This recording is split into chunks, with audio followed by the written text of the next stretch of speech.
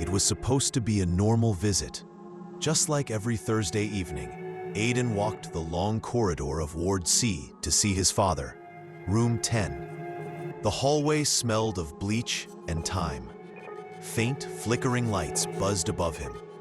But tonight, something felt different. There were no nurses at the front desk. No chatter, no sound, just silence. The kind of silence that pressed on your chest, heavy, unnatural. He pushed open the door to room 10. His father lay still in the bed, as usual. Pale, silent, eyes closed. Aiden sat beside him, whispered a few words, just like always. But something in his father's expression made him pause. It was subtle, like a twitch, or a frown, or maybe a warning. Aiden stood, confused. He stepped outside the room, and that's when everything changed. The hallway was different. Dimmer, longer, older. The polished floors were now dusty. The lights flickered more violently. He turned to ask the nurse something, but there was no nurse, no desk, just darkness. He looked back at room 10. The door was gone. In its place, a rusted metal wall. His heart pounded. A mistake? A dream?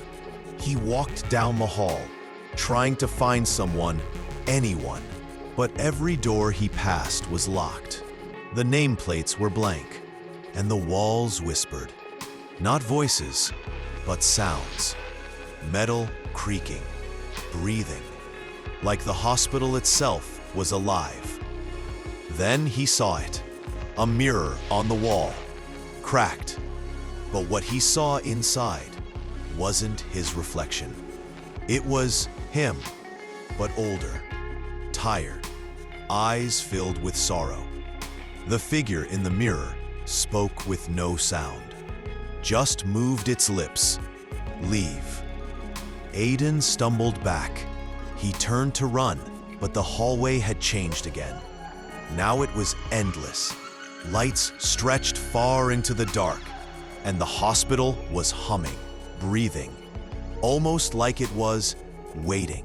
He passed by a room, its door slightly open, light flickering inside. Aiden stepped in. Inside was a table.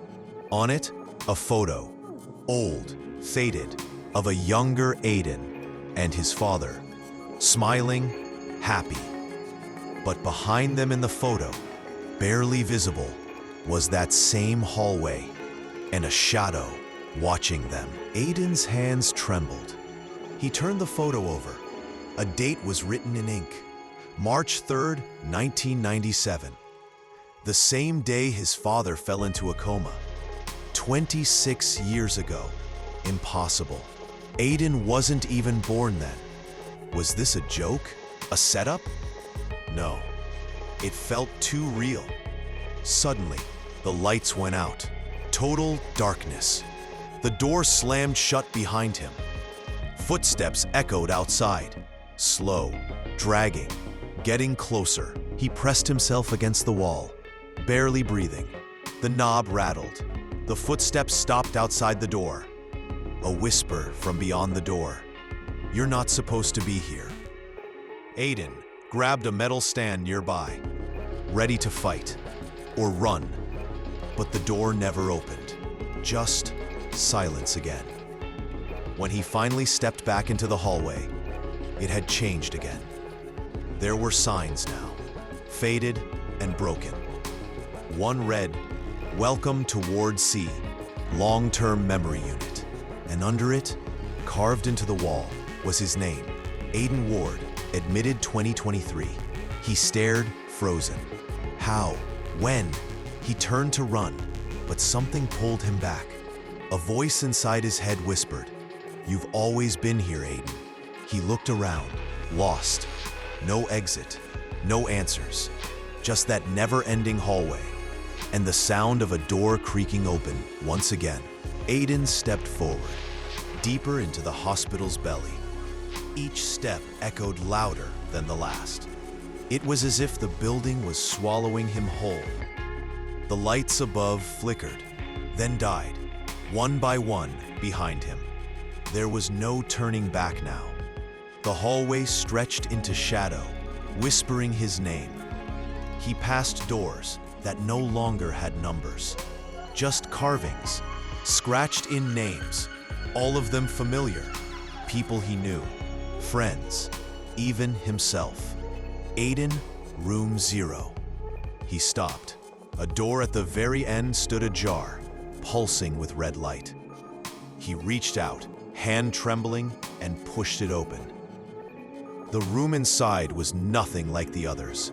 Circular, walls covered in clocks, all ticking differently. In the center, a chair, and in that chair, himself, older, gaunt, hollow-eyed. He stared at the man, at himself. The older Aiden looked up. "You're not supposed to be this early," he said quietly. I don't understand," Aiden whispered. "Neither did I at first," the older version said. "You're in a memory loop. This place is not real. It's a holding space." "A holding space for what?" Aiden asked. The older Aiden looked up at the ticking clocks. "For regrets, for what was left unsaid, unfinished. It traps us until we face it." Aiden's hand shook. "Then how do I get out?" "You don't, unless you remember what you came here to forget." Suddenly, the clocks stopped ticking. Silence, and then the walls began to bleed black ink. Memories poured in, painful, fragmented.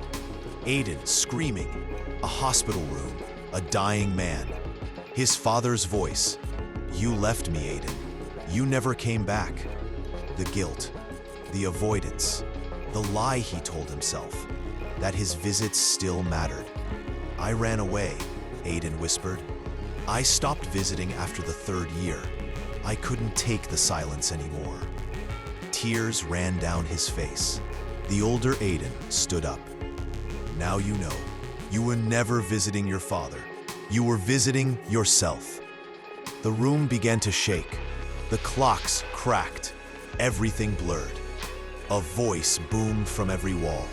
"Release or remain." Aiden stepped backward toward the hallway, but it had vanished. Only the chair remained, and the photo. The same photo from part 1.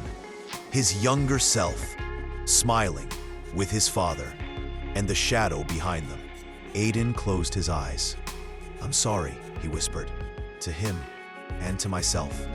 The room filled with light, warm, soft, then darkness again. He opened his eyes. Room 10, his father's bed, silent, still. Everything was normal. The hallway outside bustled again. A nurse walked by, smiled at him. Had it been a dream or something deeper? He stood, looked one last time at his father, and this time whispered something real. "I'll come back, I promise." He stepped into the hallway, heart lighter.